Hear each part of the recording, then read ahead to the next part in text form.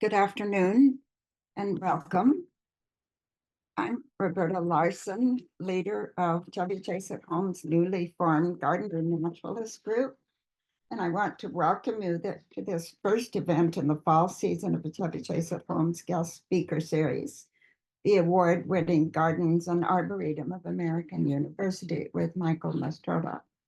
As many of you know, Chevy Chase At Home engages our community in social and educational programming, both personally and virtually. We also provide volunteer services to older adults who need assistance, including rides, errands, technical support, household assistance, and friendly visits. We are recording today's session to share it with others who were not able to attend today. Mike will be glad to answer questions at the end of the presentation, either in the chat or by unmuting yourself and asking your question after the presentation concludes. I'm very pleased to introduce Michael, more often known as Mike Mastrota, who in his capacity as American University's first and current landscape architect has guided a remarkable transformation of the campus from a drab, uninspiring, colorless environment to a celebrated arboretum and gardens that he continues to manage and curate.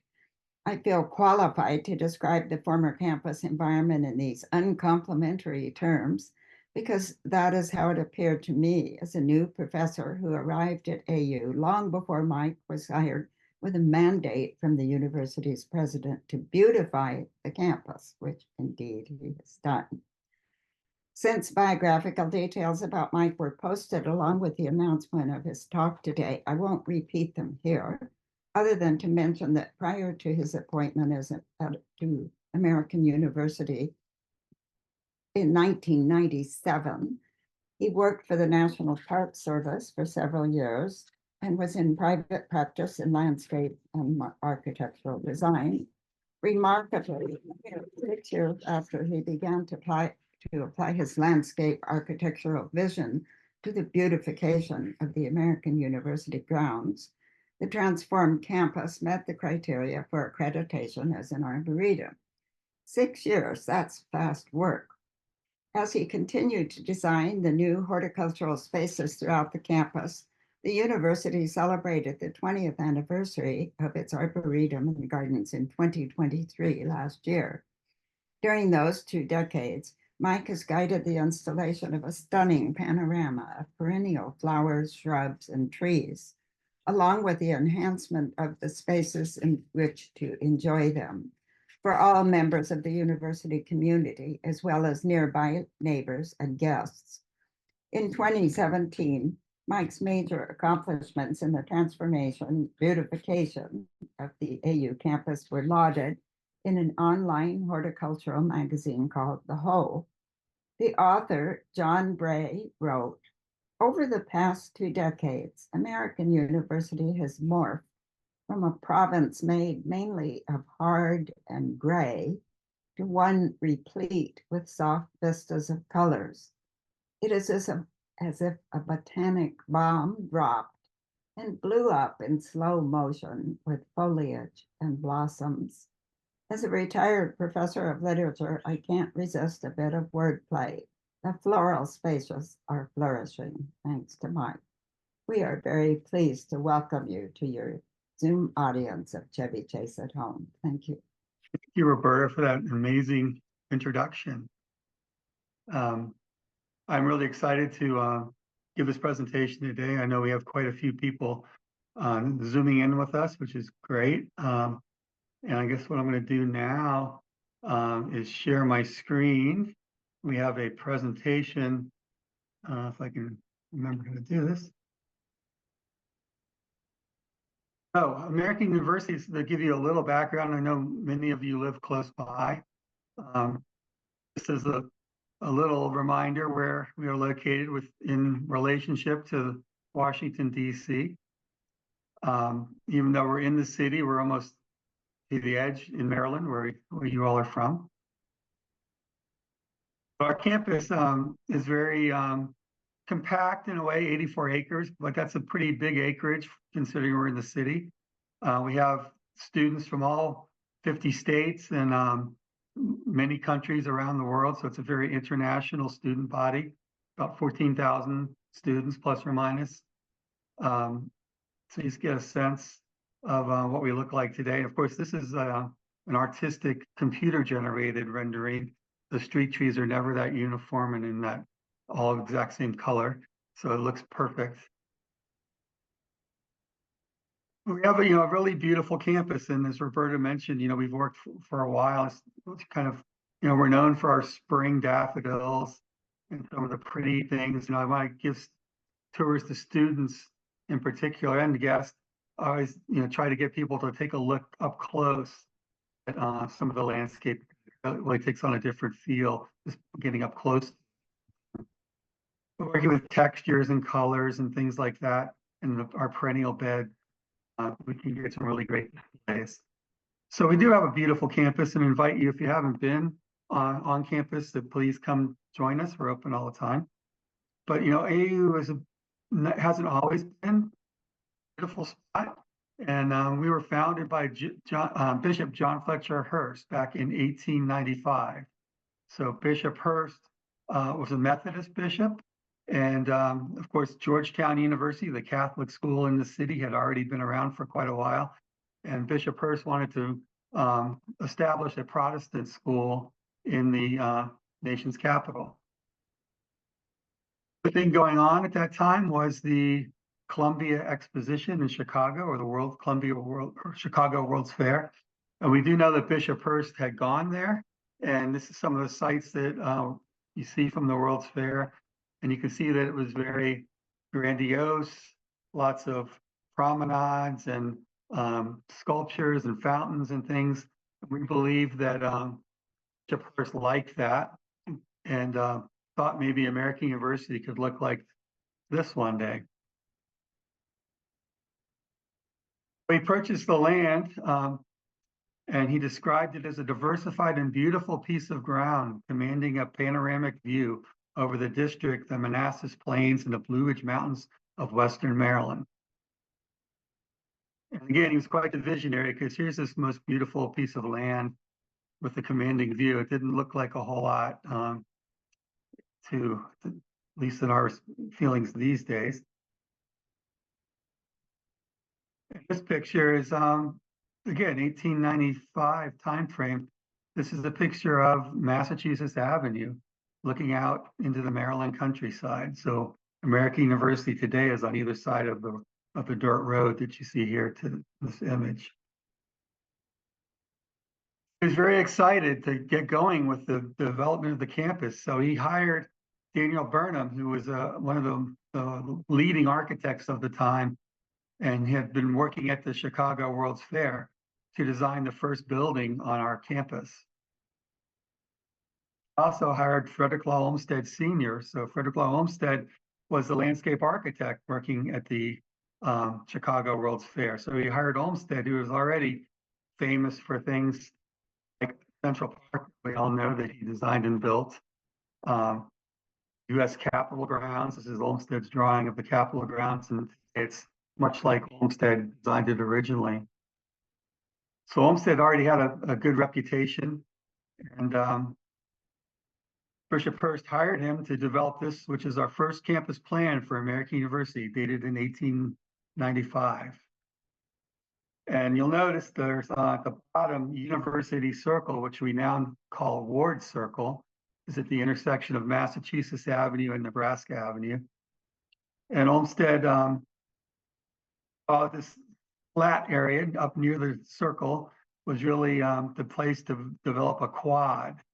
And there was the 4 buildings that were the most important in the campus idea at that time, was these 4 buildings up near the circle on the flat part of the site. And the rest of the site noted as being very undulating, and his words were broken topography. And his thoughts were that we'd leave a lot of it undeveloped and have some walking paths so you could walk through the trees, and then sprinkle buildings, as he said, taking advantage of the topography. So Bishop Hurst, in our archives, you can see some handwritten pen and ink letters back and forth. said that this plan was not at all satisfactory. That was his quote. I think because it didn't look like the Chicago World's Fair. It wasn't grandiose. It was more like Central Park. So Bishop Hearst, again, was anxious to get going. So he started building the first building without really having a campus plan in place, but he did build it up near what's now Nebraska Avenue. Here's a picture of it. Its grand opening. So there's really nothing around. It was the only building, and you could see for miles probably. But this was the grand opening of it. And then he and Olmsted parted ways. Not sure if I can say that American University fired Frederick Olmsted or he decided to do some other things. He was getting up in years and his health was starting to fail, and he had just been awarded the commission by the Vanderbilts to do the Biltmore Estate in Asheville, North Carolina. So that had to be very exciting. So Bishop Hearst went back to the Chicago World's Fair, people that he had met, and hired an architect named Henry Ives Cobb, who came up with this beautiful lithograph drawing, which was really good because it kind of wowed people and got them excited about the university and its prospects. So it was used as a fundraising mechanism as much as anything. But the thing that always I notice is that this beautiful drawing shows the site being perfectly flat. And it has this, as I highlighted here, this big L-shaped quadrangle. And you can see the McKinley building there, which is one of our most stately buildings. You'll see a picture over here in a minute, but it was kind of designed to be the centerpiece of that L-shaped quad. And then you'll notice that the biggest building, which is now in the lowest part of our site, and here again it's shown as a flat site, was in perfect alignment with the future to be built United Methodist Church across the street. So that seemed to make some sense. Yeah, again, they weren't taking into account that the elevation is about 28 feet below where they're going to put the biggest building from the main road.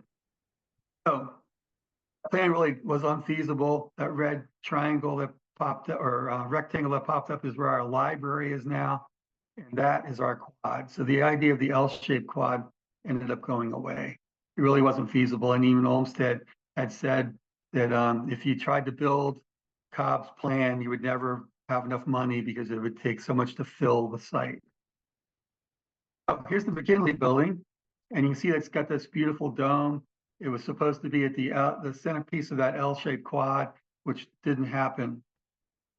You can see the architectural style of the early buildings on campus, where it had that neoclassical look with the columns and a little bit more like the reminiscent of the Chicago World's Fair architecture. In 1943, you can see the campus still didn't have a whole lot of buildings. Ward Circle was built and Massachusetts Avenue and Nebraska Avenue were built, but the rest was pretty much undeveloped in the area.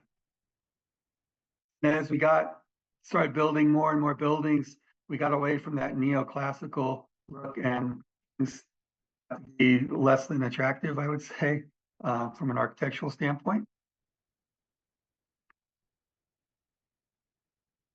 This 1965 aerial view shows more buildings, but you'll also notice it's got a lot more parking spaces, and a lot of things were parking lots.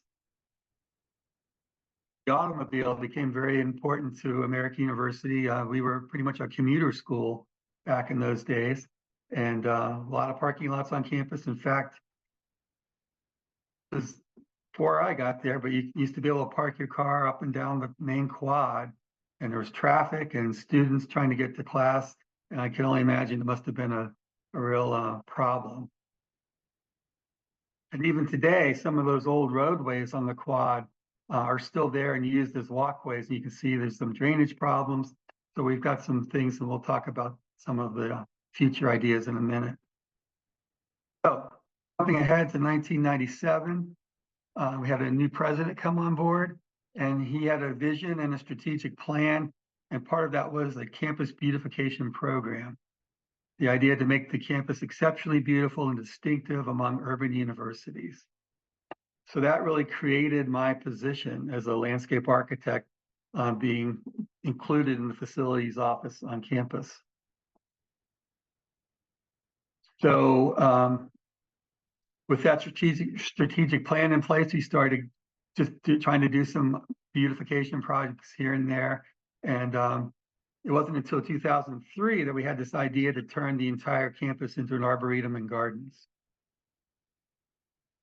That's when the transformation that Roberta mentioned really started to take place. And we also had a treasurer and CEO at the time, Don Myers, who was very visionary as well. And he's the one who really did the financial piece. Our president had the vision, but Don's really the one who made it happen.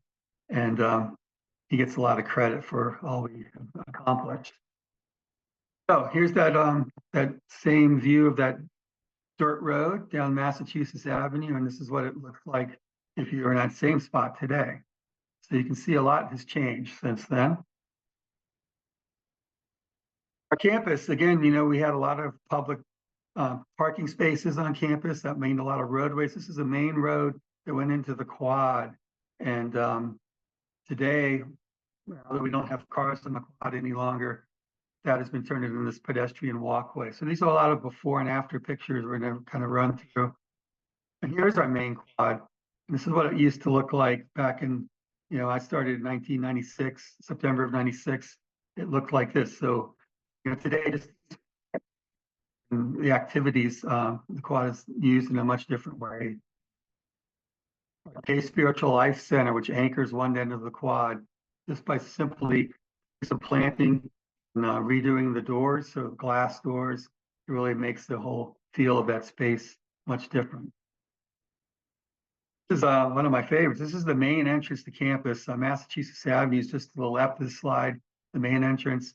You would come in and you would see this big parking lot, which often was used as a construction staging area when it wasn't used for parking. So once we were able to get rid of that parking lot because we built the Katzen Art Center with the garage across the street, turned into this really beautiful entrance into campus, which has kind of an Olmsted feel. So when we do things, we try to bring some of Olmsted's ideals back on campus.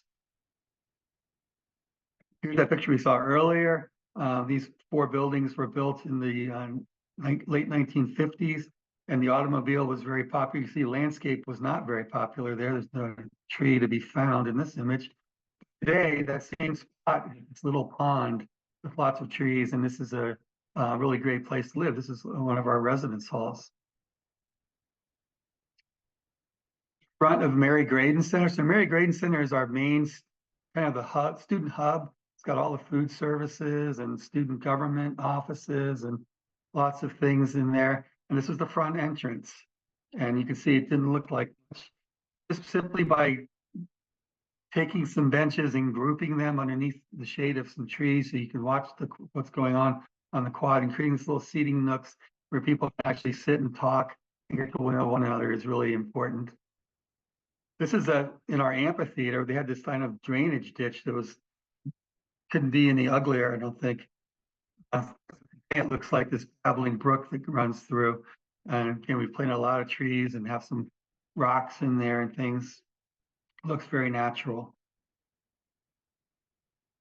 Our Katzen Art Center. On the end of the art center, once it was built, was this big hillside with nothing planted on it, and it's kind of hard to maintain. We 100 native trees out there, and today it's started to reforest itself, and it's really quite a beautiful little spot. Another one of my favorites, and this is we're getting towards the end of these before and afters, but this is those 4 buildings I mentioned built in the 1950s. And you can see it used to be a parking lot between them. So again, we were able to, with an addition of an underground garage, we were able to get rid that into this beautiful green space. So it's kind of a new quad, and people like to go have outdoor classes on that lawn area, and it's really just a nice green space. And the last one, this is our president's, this used to be, in this image from the 1930s, our president's home. And the story is in 1957 or 8, we had a new president that came on board, and he had a large family, I think 4 or 5 children, and said, I cannot fit my family into this little house of yours. So we're going to keep our nice house in Rockville, and we're going to turn this into the office building. The office building has been ever since, and this is what it looks like today. So it's kind of the main entrance to campus. We do some annual plantings at the bottom, and you can look up. It's really got a nice setting to it. Went up to 2003, this idea of the Arboretum comes about, and we really able to sell it to the administration for 4 reasons. One, we knew that we help with recruitment and promotion of the university. So recruiting new students, retaining students once they get here, as well as faculty and staff, and then just promoting American University. We thought we could help tie into some of the educational aspects on campus. There would be a good fundraising mechanism, so people that wanted to give back to the university like to give back in things like trees and benches and gardens and that type of thing. And 4, we thought we could be a community relations benefit. So one of the things is, we're surrounded by nice residential communities, and sometimes we hear the negative complaints of the, American University creates traffic in our neighborhoods and noise and things like that. So having this beautiful campus to enjoy is a benefit. Talking about recruiting students, we'll start with that one. This is something that our admissions office put out on their website. So, they like to use the Arboretum as a way to get people excited about coming to American University even before they set foot on our campus. So just, images like this that are used in our promotional material are a way to talk about the Arboretum. Then when you come and visit, like these prospective students on one of the tours, they're pretty large, and you see they start seeing things like this on the quad on a beautiful day when people are out and having a good time. They see, smiling faces of students, as well as sometimes there's really fun things like beginning of school, they'll put a moon bounce or something out on the campus quad. And, I love seeing, students taking pictures, because that's creating memories that they're going to take home with them and think of their kids one day. And they often do it in the Arboretum, taking pictures, some of the beautiful things going on. So that's, it's exciting to see that. And we always welcome our freshman class. So that's another exciting time. And again, that's the idea, is just trying to get people excited about wanting to be at American University. And every year there's a procession through, and this picture here is our class from this year, 2028. It's hard to believe, 2028. It makes me feel older by the second looking at this. But there's the AU symbol logo spelled out by our freshman class this year. So we became an accredited Arboretum with ArbNet. We're level 2. There's 4 different levels, and we're at a level 2, hoping to jump to a level 3 here before too long. We got some accolades. Got some ratings, like one of the top 50 most beautiful college arboretums in the country one year. We also got another one that was nice, that ranked the 4th most beautiful urban campus in America. And those are all things that help, again, promote AU to people that maybe wouldn't come or notice us for any other reason. And numbers do reflect that. So back in 1990, when the campus looked like this, there were less than 5,000 freshman applications of kids that wanted to come. And most recent numbers we have, 2021, we had over 20,000 for the first time, over 20,000 applications. So we're getting more selective. It's getting harder to get into AU, but that's always a good sign that more and more people know about us and want to come. So it's been successful in promoting and attracting students.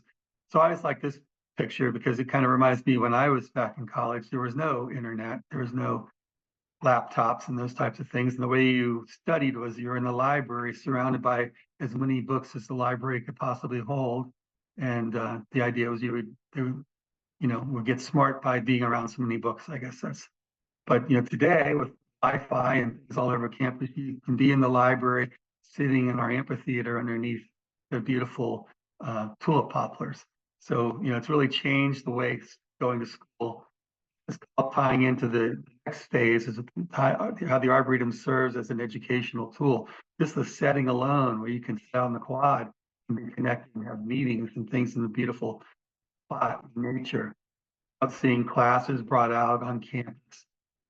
And this is a good one.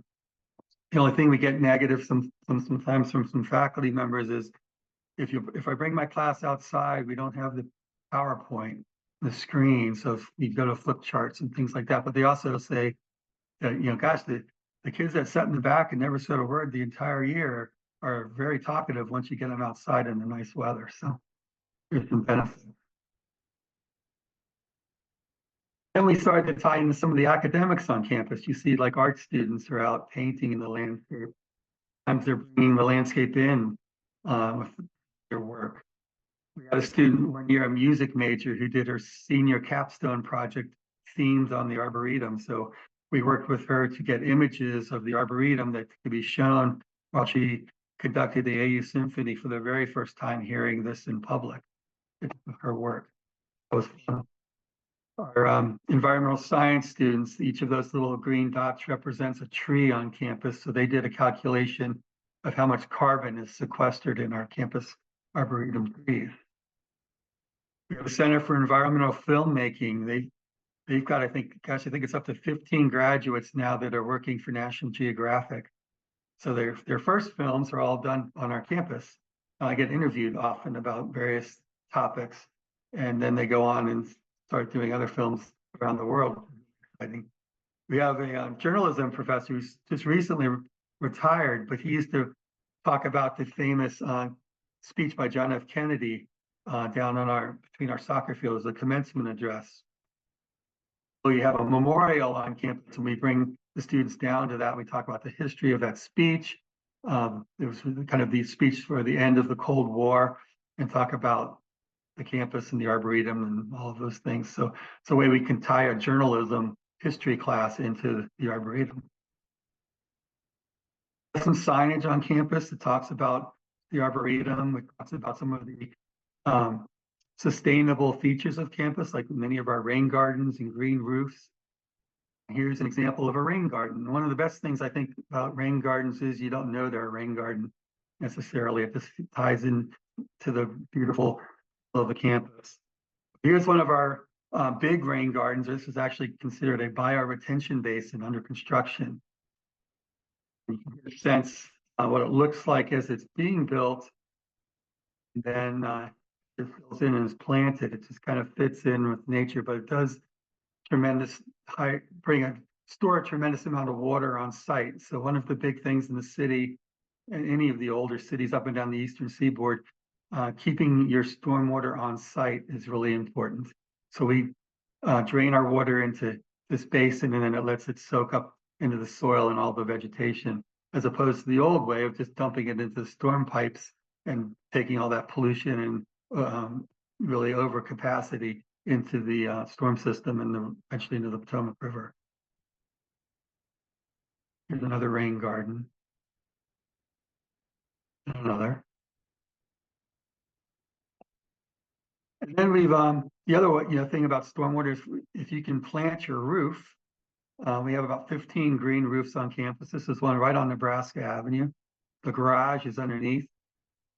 So there's another view of that same spot. So we're on top of the roof of the garage here. Here's another green roof. This was an existing building.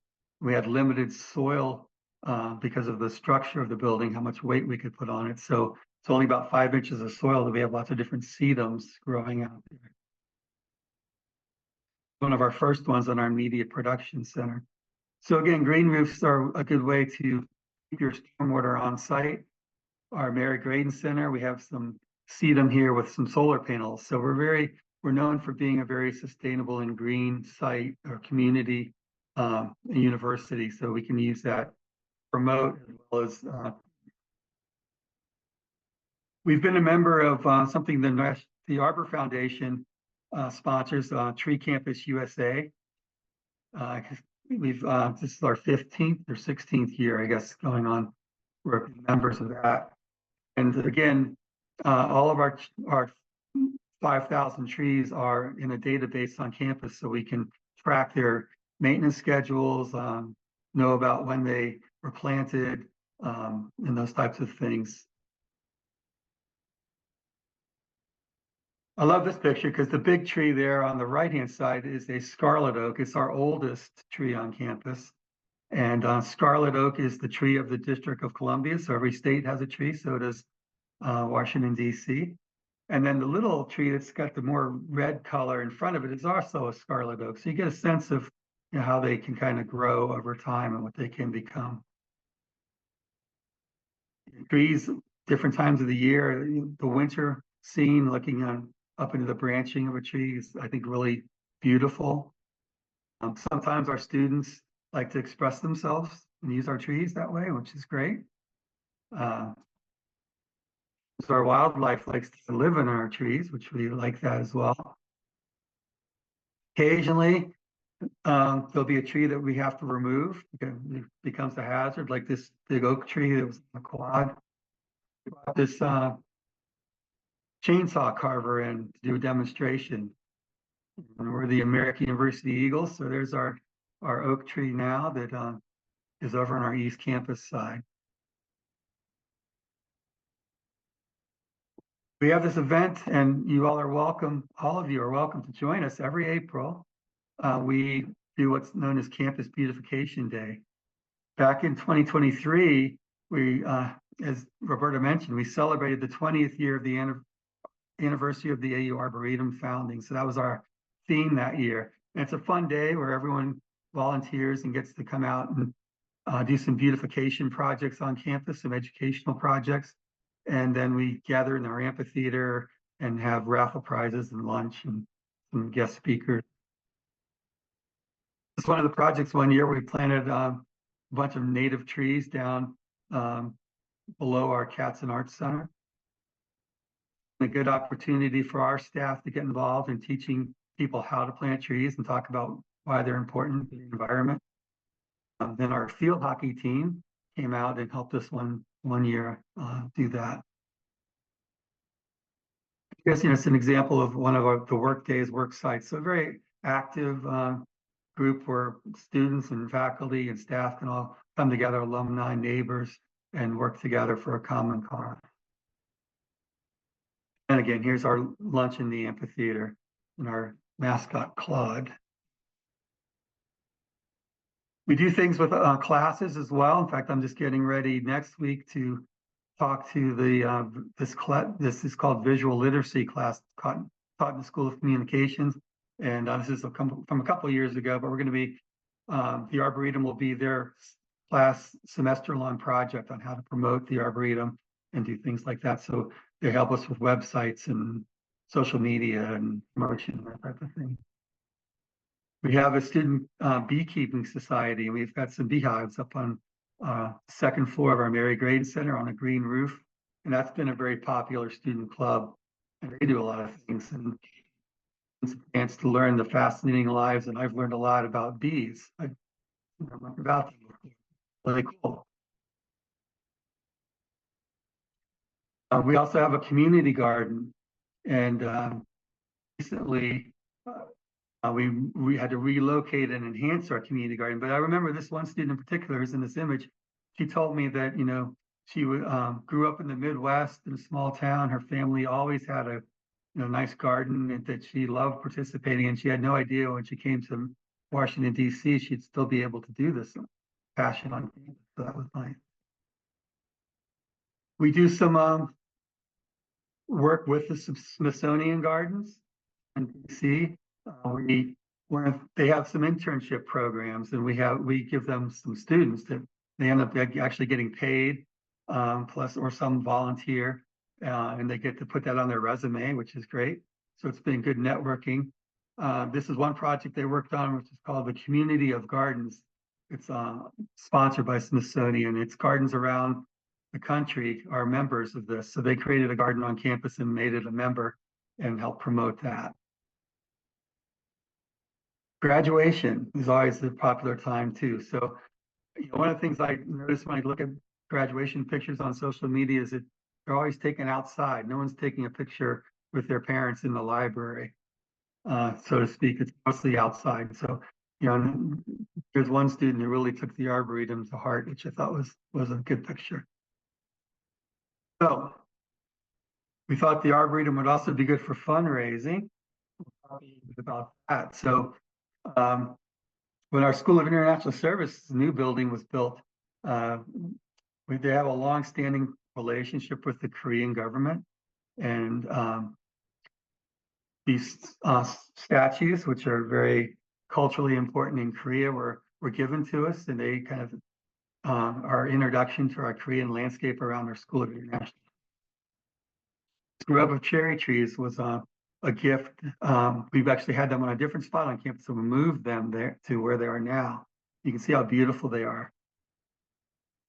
Even this nice little pathway that walks through them. They get great fall color as well, so they can be great year round. Another nice gift on campus was from our now 2 presidents ago. We have a new president on campus. So 2 presidents ago, Neil Kerwin and his wife, when they retired, we gave this gift to them, which is Anne's Garden. So Anne Kerwin, Neil's wife, was very instrumental in both the library and the Arboretum. So this little, what we call the Anne's Garden now, but it's kind of meant to be a library garden right in front of our library, where we kind of have different displays. You can get a sense of, learn about different on campus. Right? So it looks like at ground level. So it can really, really beautiful when it's in bloom. Shot of it. The purple plants and the allium bulbs and the white are really popular on campus. We always try to plant things that look great around commencement, which is early, like Mother's Day weekend typically. And these plants are always in full bloom then. At one end of the quad, we have a labyrinth, and this is was another gift. So here's a drawing we did. The labyrinth designed.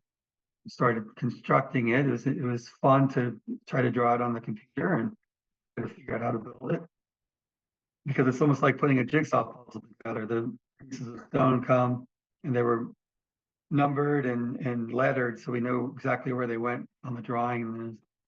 And here it is, finished. And so it's fun to see our neighborhood kids running through it or riding their tricycles. Sometimes you see a lot of neighbors enjoying it, especially early in the morning when it's quiet on campus. One of our things about our students, they don't really get up and about until 10 in the morning. So if you want to come enjoy a very quiet morning with the birds chirping on the labyrinth, it's a good time to do that. Here's another one of our favorite projects. There was a gift as well. It's what we call the Unity Garden. What it looked like as it was being built.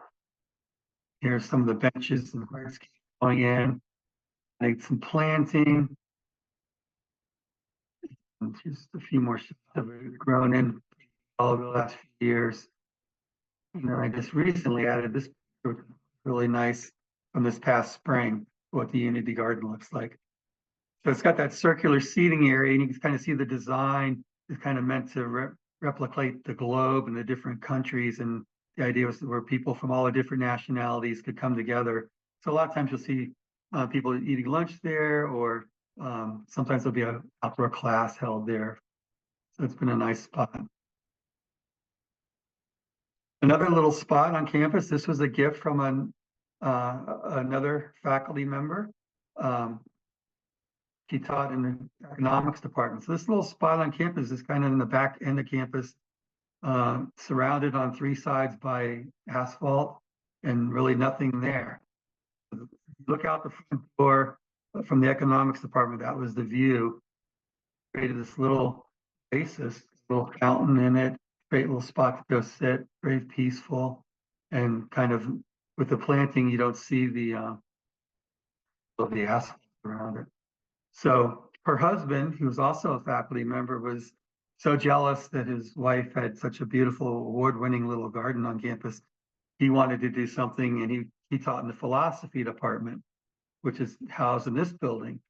So we turned this plaza to what is now known as Professor Ryman's Philosophy Terrace. And he grew up in the Adirondacks. So we have some dark green Adirondacks chairs, just like he remembers sitting on as a young guy with his parents. So that's out on the plaza. And, you can see some of the construction of tearing up the old concrete.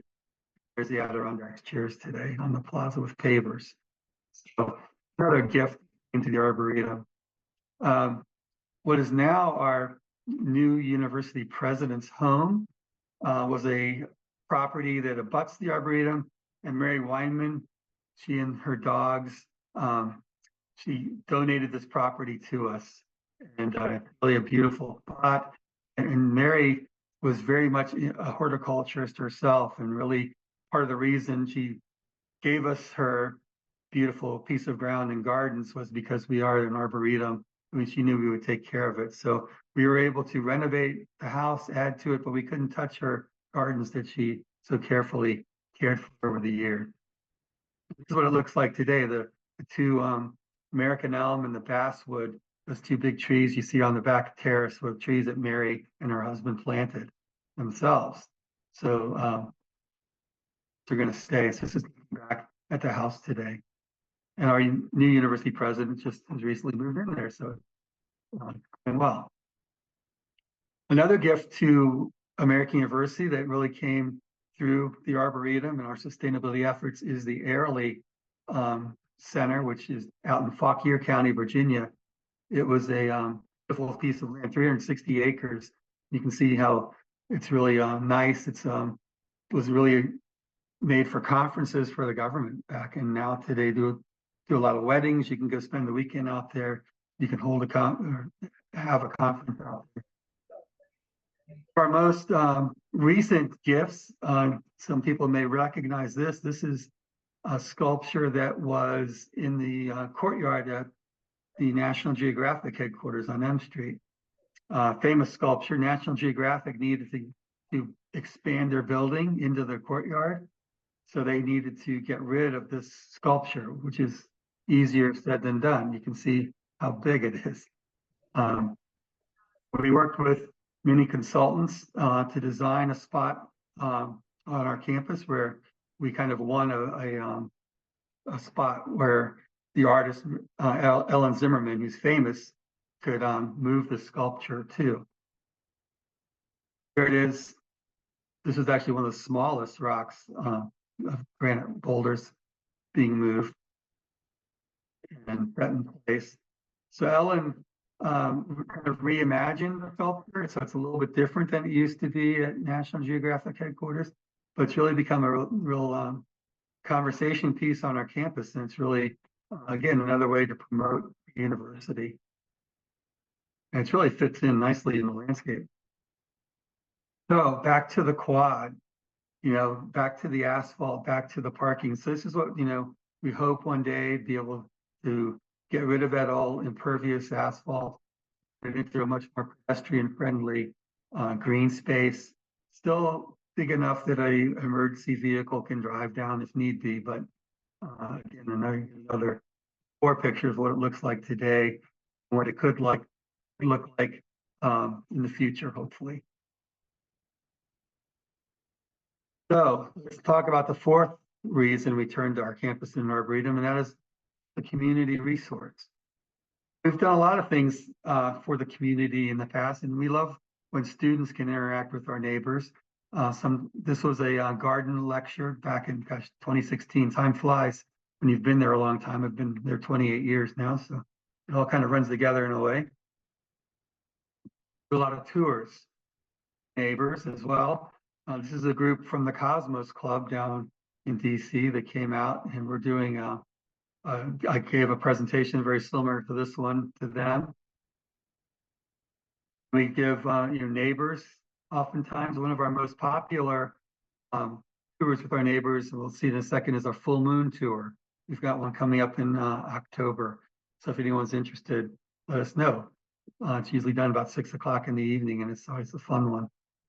This one was fun as well. It's our Bring Your Child to Work Day. So our faculty and staff bring their children to work, and we get to do some things like give a tour to them. And one of the best parts of this tour, in my opinion, was the little girl you see with the pink stockings and white sweater on. Her name is Violet. I found out because her mother called me the next day after the tour and said that Violet had told her that the Arboretum tour was the best thing she did that day. And her mother asked her why, and she said because she learned a lot of cool stuff. So hopefully you guys will go away today thinking you learned some cool stuff. This was a tour that we gave to the Perennial Plant Association. That's a national association promoting perennial plants, and we won an award one year from them, and then they came and toured our. Here's another tour. So there's lots of tours going on for different groups. Friday, I have a group coming in. They're visiting DC. It's from the Franklin Park Conservancy in Columbus, Ohio. So they're going to be visiting our campus and seeing what we do with sustainability. This is the full moon tour I mentioned coming. So lots of tours, lots of groups. We do a lot of stuff with Casey Tree Foundation in the city. It's kind of a win-win for both of us. We provide them classroom space so they can teach their volunteers how to plant trees so they can go out throughout the city and do their volunteer work. We also provide them a spot on campus where they can plant some trees. So Casey provides the trees, they provide the volunteer labor, and we just provide the land. So it's a win-win for everybody. They are planting some trees on Nebraska Avenue in front of our East Campus site. Back in 2015, the mayor had a tree summit. We hosted that event. We had all types of people from out the city on our campus. We planted our first group of trees. 2019, the American Public Art Association held their annual meeting here in DC, and we were one of the co-hosts of that. So, you know, it was great for American University to be with folks from Smithsonian Gardens, National Arboretum, U.S. Botanic Gardens, Architect of the Capitol. These have been great public gardens around the city. And, you know, talk about a great way to promote American University. That was a big one. And I'd like to, as a wrap up here, talk a little bit about this project. This is Elizabeth. She was a graduate student from a few years ago, and she was in our environmental filmmaking program. And what I like about her project was it takes all four of those things we talked about promoting, marketing, education, fundraising, and community relations, and puts it all together because we were approached by the Trowel Garden Club, which is in Washington, D.C., and they said, we would like to donate some money to a student on campus and do a project. And can you give us some ideas of something you'd like done? So we said, gosh, yes, we have many things we'd like done. One of which is to create a documentary film about the Arboretum that we can use to recruit students, that we can use to promote in different ways. So Elizabeth got a small stipend to spend an entire year, and she photographed, she videoed, she wrote, she interviewed people, all kinds of stuff, and created a really beautiful little 10-minute film that she used to land her first job after graduating. So it was really a good win-win situation. Picture of our staff, we're about 20 people, 25, fluctuates a little bit, to take care of our campus. We do some with outside contractors as well. Just wanted to end with that, and I'm happy to answer any questions anyone might have. I really appreciate everyone joining today. And again, feel free to come visit us in person at some point. So why don't I unshare this screen and we can open it up to questions. Okay, first question. This is a good one we often get. Is there a map of the AU Gardens? And if so, how can we access it? That is something I wish we had. We are trying to get some things online, like our website, I believe, is going to have, you can access our tree inventory and things like that. We do have, and I can link it or send it to you, we work with our Office of Sustainability, and we put together kind of there's a sustainability guided walking tour. It's available online. And I can probably, best thing to do, maybe I can send that to a link to that, and you guys can distribute it among yourself if that would work. Where did the funds come from for the transformation and creation of the Arboretum? Another question we often get. So we had remember the idea of even doing this was a president that came on, and we were needing to upgrade the entire campus. So there was some initial funding to do that was set aside. But now we're funded from different ways. One is donations. Two, like we have a new building under construction. So anytime there's a new building project, there's a set of money for the site around that building as part of the project. So that'll tie into the Arboretum as well. And then we have our typical operations budget. So things like maintaining the tree canopy, there's money set aside every year for that. And then we will get some money for that event I mentioned, our Campus Beautification Day event, has a pretty good budget, and we're able to do a lot of planting and upgrades through that. So those are really the main ways we are funded these days. Next question, has the location of the Civil War Fort Gaines been determined? So what I know about that, Fort Gaines is actually, there's a plaque outside our president's office building that I showed you, that little white clapboard structure. On the back terrace, there's a plaque that mentions Fort Gaines. And it's, so that's kind of where, I don't know if it was located there or if I know it's in that vicinity. I don't know a whole lot about that history of it, unfortunately. Let's see. This is another question we get a lot. What percentage of your plantings are native to our area? I would say estimate 70 to 75% of our plantings are native to the Mid-Atlantic region. But we also, again, because we're a very diverse student body and have folks from around the world, both faculty, staff, and students, we feel that it's okay and good to have a very diverse plant collection as well. So as long as this tree species is not invasive to our area or causes any kind of environmental problems, we will consider it in our tree collection. In fact, our tree tags have on them where the plant is found, where it's place of native origin. So we always think it's good that a student from another country can hopefully find a tree that they maybe recognize or can tie up to where they're from. Did I hear you say you have a large American elm? Yes, that's the one in the back of the president's house that is a large American elm. We've got some other elms on campus, but most of them are more recent planting because of Dutch elm disease wiped out a lot of the American elms around town. But there's been some resistant ones that have been cultivated, so we're starting to plant those. Do we need to make reservations to go to the moonwalk? And is it Saturday, October 5th? No, it's that was an old one. It is a Wednesday night. It's October, I want to say 16th at 6 p.m. Yeah, it'd be good to make a reservation. Maybe I can give you my email address if you're interested in going on that. Just feel free to contact me, and I can hook you up with it's usually our community relations people that put the RSVP list together. But while I'm doing this, let me just give you my email address. You can jot it down if you're interested in that, and just shoot me an email. And again, if you have any questions that come up after today, that's a way to contact me. So my email address is mastrot@american.edu. mastrot@american.edu.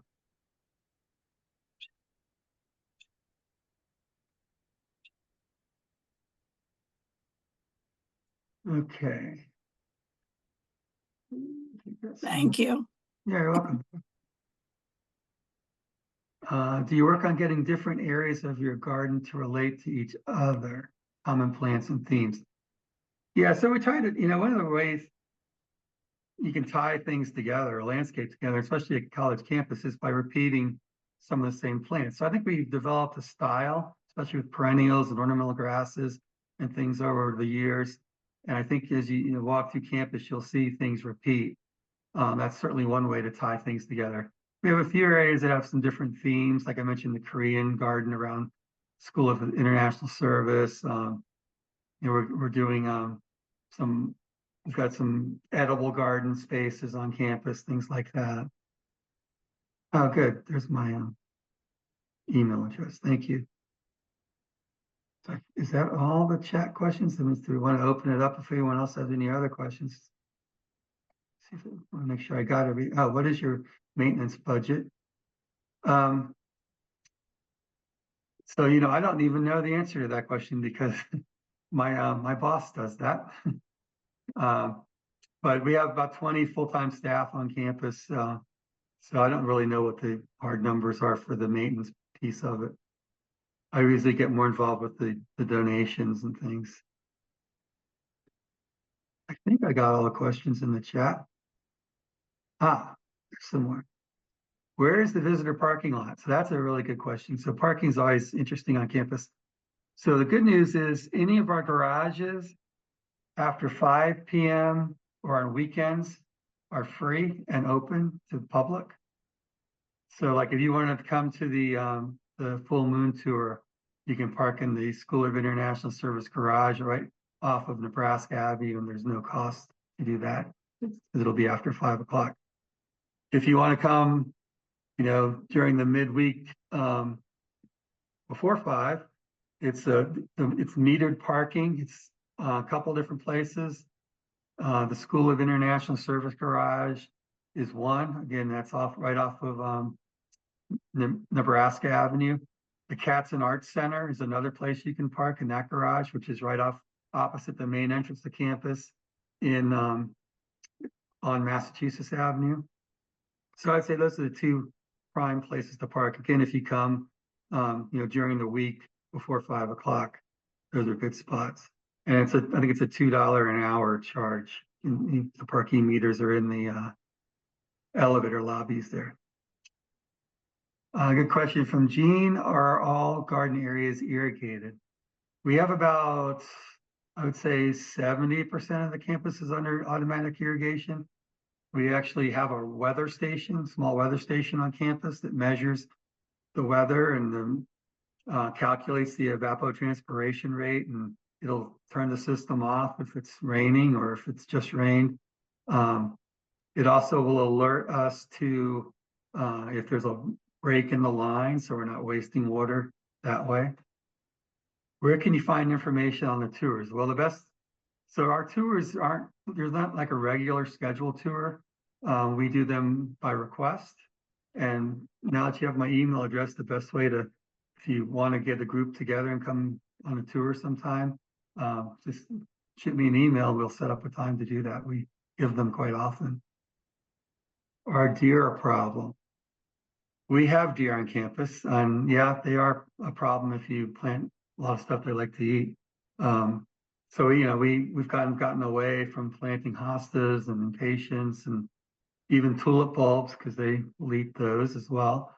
So we try, we don't try to control them. They occasionally will come up even on the quad. I hear students are out late or early in the morning, and that's when the deer are out too, so they'll see them. But usually during the daytime, we don't see them on campus, maybe early in the morning sometimes. But we have some other wildlife. We've seen fox on campus. We have a red-tailed hawk that likes to sit on top of the library and the vendor arena. Gets a good view of the amphitheater and probably good feeding grounds for the hawk. But that's about it. We haven't seen any coyotes. We have about 40 different species of birds on campus, which is interesting. We're actually an Audubon Society accredited site as well. Mary says, thank you for the inspiring presentation. Well, you're very welcome. I hope you inspired. It was inspirational and you learned some things, and we do invite you to come visit us in person sometime.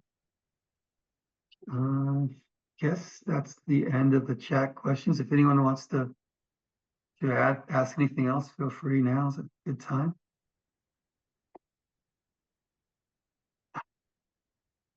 You're very welcome. We enjoy adding beauty to our world. You know, one of the things that's been really rewarding to me is I love hearing students say that one of the reasons they selected American University is because of the nice campus setting.